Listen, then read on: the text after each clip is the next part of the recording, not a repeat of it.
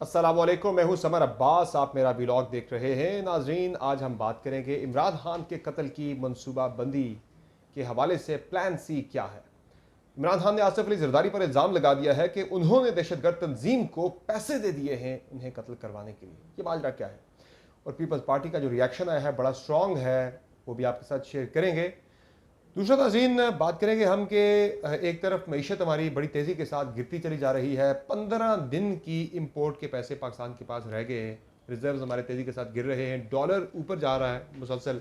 आज भी 7 रुपये 17 पैसे का इजाफा हुआ डॉलर का पाकिस्तानी रुपए के मुकाबले में।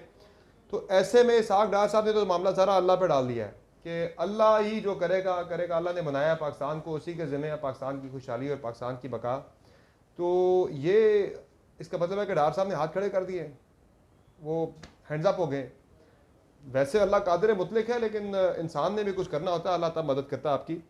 और इस मुल्क के अंदर जहाँ हम डिफ़ॉल्ट के बिल्कुल दहाने पर खड़े हैं, पैसे हैं नहीं हमारे पास, हम मुल्कों के पास दर दर जाके पैसे मांग रहे हैं, उसमें वज़ीर आज़म आपका 10 मिनट का सफ़र भी हेलीकॉप्टर के बगैर नहीं कर सकता। ये मामला है क्या हेलीकॉप्टर वाला, आपके साथ इसकी तफसीलात भी शेयर करेंगे। और इंतखाबात के अल्तवा का मामला बड़ा इंपॉर्टेंट है। हाँ साहब इलेक्शन चाह रहे हैं, पीडीएम इलेक्शन में अल्तवा चाह रही है, लेकिन इलेक्शन से अल्तवा से पहले एक टेस्ट, छोटा सा एक टेस्टर जो है PMLN जो है वो उसका होगा कल। वो अगर टेस्टर जो है उनका जो एक वो टेस्ट करने जा रहे हैं एक ट्रेलर, वो अगर बिक गया ट्रेलर तो फिर मूवी यानी इंतखाबात की तरफ वो जाएंगे। अगर वो ना हुआ ऐसा मामला, ना मिल सका वो टेस्टर में, अगर फेल हो गए तो फिर वो इंतखाबात में नहीं जाएंगे। हर तरह की कोशिश हीले बहाने किए जाएंगे इंतखाबात को अल्तवा में डालने की। सबसे पहले बात करते हैं इमरान खान की कि कत्ल की मनसूबाबंदी के हवाले से। देखिए ये मामला बड़ा संजीदा है नाज़रीन। इस पर जितने भी सियासी बयान दिए जाएँ, खान साहब की तरफ से बात कर दी गई है, तो अब ये मामला बहुत संजीदा हो गया है, बहुत ख़तरनाक है, बहुत ही इंतहाई ये सेंसिटिव मैटर है। चूँकि स्पेसिफिक थ्रेट इमरान खान को है, वज़ीर आज़म को थ्रेट है, काबीना के अरकान को थ्रेट है, मौलाना फजल रहमान तक को थ्रेट है। TTP की तरफ से कलदम TTP ने थ्रेट दे रखी है कि हम सबको टारगेट करेंगे। वो थ्रेट तो मौजूद है, लेकिन ऐसे में आसिफ अली जरदारी पे ये इल्ज़ाम लगा देना कि उन्होंने पैसे दे के एक दहशतगर्द तंजीम को मुझे कत्ल करने का मनसूबा बनाया, और इसमें उन्होंने कहा कि एजेंसियां जो हैं वो आसिफ अली जरदारी की सहूलतकार हैं इस मामले में। अब जब हम पीछे जाते हैं थोड़ा सा, यानी आज के इस बयान की हकीकत को जानने के लिए थोड़ा सा ज़रा माजी करीब का जायजा लेना बहुत ज़रूरी है। खान साहब ने पहले बात किया, जो प्लान ए और प्लान बी की बात कर लेते हैं पहले कि वो क्या थे। तो प्लान ए तो एग्जिस्ट करता था इमरान खान के कत्ल के हवाले से, कि जिसमें आप खान साहब ने वीडियो रिकॉर्ड करवाई थी 4 बंदों के नाम लेकर के, ये 4 बंदे मेरे कत्ल की मनसूबाबंदी कर रहे हैं, मुझे मारना चाहते हैं। वो 4 नाम रिकॉर्ड करवाए, वो वीडियो महफूज जगह पर मौजूद है। फिर उस वक्त भी प्लान था। फिर खान साहब ने जब लॉन्ग मार्च स्टार्ट किया, उसमें खान साहब ने कहा कि मुझे कत्ल करने का क्या मनसूबा बनाया गया है। और खान साहब ने उसको ये भी कहा था कि मजहबी मुनाफरत के नाम पर, मज़हब के नाम पर मेरे खिलाफ जो है इस तरह की कंपेन चलाई जा रही है, ताकि कल को ये बहाना किया जाएगा कि मज़हब के नाम पर मुझे मार दिया गया। तो प्लान एग्जिस्ट करता था, और प्लान के मुताबिक इमरान खान पर वज़ीराबाद में हमला हुआ भी, गोलियाँ वहाँ पर चली। और अब जो मामला है नाज़रीन, जो प्लान सी की बात हुई, प्लान सी ज़रूर होगा, लेकिन थोड़ा सा मुझे इसमें ये इस चीज़ पे ज़रूर डाउट है कि आसिफ अली जरदारी ने फंडिंग की और दहशतगर्द तंजीम को पैसे दिए, ये बात खान साहब तक कैसे पहुंची। तो मेरे पास जो इतला है वो ये है कि खान साहब को किसी ने बताया है कि जी आप पे ये हो रहा है, और उसमें जरदारी साहब के ने पैसे दिए। कोई क्रेडिबल इन्फॉर्मेशन नहीं है, खान साहब तक सिर्फ ये हेर से पहुंची है कि ये जरदारी साहब उसमें हो सकते हैं। कुछ पार्टी के लोगों ने के साथ खान साहब की डिस्कशन में ये बात निकली है। ये 2 रोज़ पहले भी जरदारी साहब ने 2 रोज़ पहले भी एक मीटिंग में खान साहब को पार्टी के उस लोगों ने ये बात की, उनसे खान साहब ने डिस्कस की, बल्कि ये बात कि मुझे पता लगा कि आसिफ अली जरदारी मुझे मरवाना चाहता है। तो मेरा सवाल इस पर थोड़ा सा क्रिटिकल क्वेश्चन ये है कि आसिफ अली जरदारी के पंजाब में इतने स्टेक नहीं है। इमरान खान आसिफ अली जरदारी के लिए थ्रेट नहीं है। इमरान खान पंजाब में थ्रेट बने हुए नून लीग के लिए। जरदारी साहब नून लीग भी जब पीक पे थी तो उतनी उनकी सीटें थी पंजाब में जितनी आज इमरान खान की पॉपुलर होते हुए वो सीटें हैं। असल जो जरदारी साहब को थ्रेट मैं कहूँ तब हो सकती है कि जब सिंध के अंदर कोई इमरान खान उन्हें थ्रेट दे रहे हों, पॉलिटिकली चैलेंज कर रहे हों। तो खान साहब ने ऑनेस्टली आज तक सिंध के अंदर चैलेंज किया ही नहीं है पीपल्स पार्टी को। बहुत हल्की फुल्की कैंपेन वहाँ पे खान साहब ने रखी है, खुल के वहाँ पे कैंपेन आज तक उन्होंने भी नहीं की। शायद कोई मुफाहमत थी, क्या था, वटेवर जो भी था, तो थ्रेट उन्होंने आज तक पोज की नहीं है पीपल्स पार्टी को। इवन कराची के अंदर आप देखें PTI थी, वहाँ पे पीपल्स पार्टी ने थोड़ा सा गेन किया बल्दियाती इंतखाबात के अंदर। तो डायरेक्ट थ्रेट जो है वो खान साहब वो तो नून लीग के लिए बने हुए पंजाब के अंदर।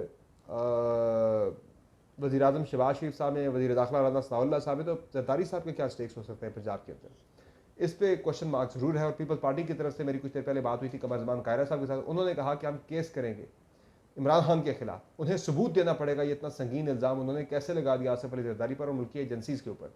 उन्होंने कहा साबित करना पड़ेगा, अगर साबित होता है हमारे किसी बंदे के ऊपर वो कोई शवाहिद ऐसे देते हैं क्रेडिबल कि ऐसी कोई प्लानिंग थी, तो फिर उस बंदे के खिलाफ एक्शन हो। अगर नहीं है तो फिर अदालत इमरान खान के खिलाफ एक्शन करे, उन्हें सज़ा दे कि उन्होंने इतना बड़ा और संगीन किस्म का इल्ज़ाम कैसे लगा दिया। तो बहरहाल अगर कुछ खान साहब के पास है तो मैं ये कहता हूँ कि उन्हें ज़रूर ये जो शवाहिद हैं वो पेश करने चाहिए जाके अदालतों के, तो कम अज़ कम चीफ जस्टिस ऑफ पाकिस्तान को ख़त लिख कर उनके साथ ये शवाहिद शेयर करें। प्रेसिडेंट ऑफ पाकिस्तान आरिफ अलवी साहब का ताल्लुक पाकिस्तान तहरीक इंसाफ से है, उनके साथ ये तमाम जो है जो खान साहब के पास जो भी उनके पास शवाहिद मौजूद हैं वो शेयर करें। अब उनके पास जहाँ तक इतनी डिटेल इन्फॉर्मेशन आ गई है कि दहशतगर्द तंजीम को पैसे दे दिए गए हैं और आसिफ जरदारी ने पैसे दिए हैं, तो कुछ ना कुछ तो उनके पास होना चाहिए इस हवाले से। बाकी नाज़रीन, जो बात मईशत की है, मुआशी हालात हमारे बुरे से बुरे होते चले जा रहे हैं। सिर्फ 2 हफ्तों के हमारे पास इंपोर्ट्स के पैसे रह गए। हमारे जो रिज़र्व्स हैं वो $4 बिलियन से भी नीचे हैं और इन बुरे हालात के अंदर IMF प्रोग्राम हमारा बहाल हो रहा है। बड़े कड़े फैसले हम कर रहे हैं। इन कड़े फैसलों की निस्बत की वजह से पाकिस्तान में बहुत बड़ा महंगाई का तूफ़ान आने वाला है और इस तूफ़ान के साथ नून लीग इंतखाबात में जाएगी नहीं जाएगी मुझे नहीं लगता जाए, इसलिए कि मरीम नवाज़ का जो पाकिस्तान वापसी का प्लान है वो लाहौर पहुंच रही है। उनका फ़कीदुल मसाल इस्तकबाल की तैयारियां PMLN कर रही है और ये एक टेस्टर है, ये टेस्टर है। ये एक इसे चेक करने की कोशिश है कि भाई हम देखें हम पंजाब के अंदर कहाँ खड़े हैं, कितने लोग निकलते हैं मरीम नवाज़ के इस्तकबाल के लिए। तो लोग अगर निकले तो फिर शायद नून लीग कंसिडर करेगी इंतखाबात में जाने का पंजाब और KP और सेंटर के अंदर। अगर लोग नहीं निकलते तो फिर इलेक्शन में इल्तवा बिल्कुल यकीनी हो जाएगा PMLN की तरफ से, PDM की तरफ से। और जिस तरह कल वज़ीर आज़म हाउस में मीटिंग हुई थी, जरदारी साहब, शहबाज शरीफ साहब और मौलाना फजल रहमान साहब थे, उन्होंने बैठ के डिस्कस किया भाई कैसे इलेक्शन को इल्तवा में डाले। तो उसमें तजवीज़ ये आई थी, जिस तरह मैंने कल आपके साथ खबर शेयर भी की थी, कि मरदमशुमारी का बहाना किया जाए कि मरदमशुमारी की रिपोर्ट 30 अप्रैल को आनी है, उसके बाद 6 से 7 महीने हल्का बंदियों में लगने हैं। तो इस हल्का बंदियों का मरदमशुमारी का बहाना करके इंतखाबात को मुलतवी कर दिया जाए, ना सिर्फ सेंटर के अंदर बल्कि पंजाब और KP के अंदर भी। लेकिन मरीम नवाज़ की वापसी पे उनका इस्तकबाल जो है उसे एक टेस्ट के तौर पर लिया जाएगा, टेस्टर के तौर पर लिया जाएगा। अगर वो अच्छा हो गया शो तो फिर नून लीग जाएगी इंतखाबात के अंदर, ना हुआ तो फिर इलेक्शन को इल्तवा में डाल दिया जाएगा। मईशत की बात क्विकली मैं इस पर ज़रा कमेंट कर दूँ कि शहबाज शरीफ साहब जो हैं दावे तो बड़े कर रहे हैं। आज जिस तरह इसहाक डार साहब ने कहा कि अल्लाह पे ही है, अल्लाह कादिर मुतलक है, उस पर ईमान सबका है कि वो सबकी मदद करता है। पाकिस्तान अल्लाह ने बनाया है, कलमा तैयबा के ऊपर ही बनाया बिल्कुल। लेकिन ये कहना कि अब अल्लाह ही बचाएगा पाकिस्तान को, अल्लाह कादिर है, अल्लाह की कुदरत से इनकार नहीं, लेकिन अल्लाह की ज़ात का ये निज़ाम है, कुदरत का ये निज़ाम है कि आपने खुद भी कुछ करना होता है। आपने अपने अमल से चीज़ों को ज़रा, अपना अमल भी आपका होना चाहिए। जब आप दुआ करते हैं दुआ के साथ दवा भी होनी चाहिए। तो अमल आपका यह है जनाब कि आप शाह खर्चियाँ आपकी इतनी ज़्यादा हैं कि जिस तरह मैंने शुरू में जिक्र किया भी कि वज़ीर आज़म हाउस से मारगला स्टेशन जो कि H9 में वाक़ है 10 मिनट की ड्राइव है टोटल। वज़ीर आज़म साहब ने वहाँ एक तकरीब में जाना था, ग्रीन लाइन ट्रेन सर्विस के इजरा का, तो उस पर वो हेलीकॉप्टर पे गए और हेलीकॉप्टर का एक चक्कर नहीं लगा, 2 चक्कर लगे। पहले हेलीकॉप्टर 10 बजे गया, वो जाके वहाँ लैंड हुआ, रिहर्सल हुई, फिर वहाँ से हेलीकॉप्टर वापस उड़ा, वज़ीर आज़म हाउस गया, फिर वज़ीर आज़म को लेकर आके उसने जिस तरह पहले रिहर्सल हेलीकॉप्टर ने सुबह की थी 10 बजे, फिर उसी तरह आके हेलीकॉप्टर ने वहाँ पे लैंडिंग की। तो 10 मिनट का सफ़र शहबाज शरीफ साहब हेली के बगैर नहीं कर सकते। वहाँ में कहते हैं कि पाई पाई हम बचा के आप इस मुल्क को मुआशी बुरान से निकालने की कोशिश कर रहे हैं। तो मुल्कों के पास जाके हम भीख मांग रहे हैं, पैसे मांग रहे हैं और यहाँ हमारी खर्चे ख़त्म नहीं हो रही हैं। यही नून लीग कल को इमरान खान पर तनकीद किया करती थी कि उसने हेलीकॉप्टर को रिक्शे की तरह इस्तेमाल किया है, वज़ीर आज़म हाउस से बनिगाला, बनिगाला से वज़ीर आज़म हाउस। आप क्या कर रहे हैं? आप भी तो ये काम कर रहे हैं। और सबसे बड़ा जुल्म ये था इस्लामाबाद के अंदर आज कि हेली पे जाना था, नीचे सड़कें सारी आज इतना ज़्यादा वहाँ पे पिंडी इस्लामाबाद के अंदर ट्रैफिक का निज़ाम धर्म भरम हो गया था कि PM साहब मुमकिन तौर पर बाई रोड भी आ सकते हैं। शहबाज साहब का पता नहीं है, मूडी बंदे वो कहें जी मैंने बाई रोड जाना है। तो ये सोच, इस अमल के साथ मुझे नहीं लगता ये लोग मुल्क को बुरान से निकाल सकें। 77 रुकनी काबीना बैठी हुई है, जहाज़ी काबीना, शाह खर्चियाँ वो भी चल रही हैं, कोई भी खर्चे हुकूमत अपने कम नहीं कर रही है, आवाम से कह रही है, शराफिया से कह रही है कि आपके ऊपर हमने डालना है बोझ, पहले ख़ुद करेंगे फिर आप पे डालेंगे, ख़ुद तो कर नहीं रहे, आवाम पे ही सारा कुछ ट्रांसफ़र किया जा रहा है। बिजली का बोझ हो, पेट्रोलियम मसनूआत का बोझ हो, गैस का बोझ हो, वो सारा आवाम नहीं पे करना है, टैक्सेस हैं आवाम ने देने हैं, आपको क्या लगा, आपकी तो मौजें लगी हुई हैं। तो इन हालात के साथ इलेक्शन में जाना बिल्कुल नामुमकिन दिखाई दे रहा है। मरीम नवाज़ वाली बात जो मैंने पहले कर दी है उस पर दोबारा दोहराने का फ़ायदा नहीं है। तो फाइनली मैं इतना कहूँगा, जो गिरफ्तारी वाला मामला है इमरान खान की, उस पर बड़ी संजीदगी से गौर हो रहा है कुछ हलकों में, और इसी पे मैं अपनी यानी कि आपको ख़बर भी दूंगा कि मेरे पास इत्तलात ये हैं कि 6 से 15 फरवरी की जो तारीख़ है वो बहुत ही इंपॉर्टेंट है। इन अयाम के अंदर इमरान खान की गिरफ़्तारी हो सकती है। सिर्फ इमरान खान नहीं बल्कि पंजाब में तहरीक इंसाफ के दीगर कई रहनुमाओं को गिरफ़्तार करने का प्लान बना हुआ है।